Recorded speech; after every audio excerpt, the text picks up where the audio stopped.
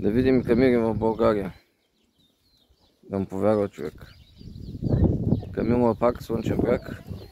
Ако дойдете на море, заповядайте. Ще видите истински камили от Египет.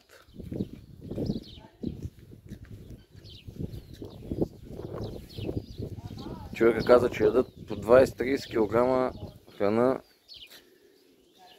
на ден.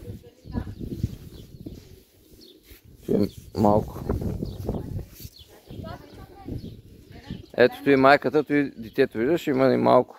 Дай да му дадем едно морковче. Дай на двете малките.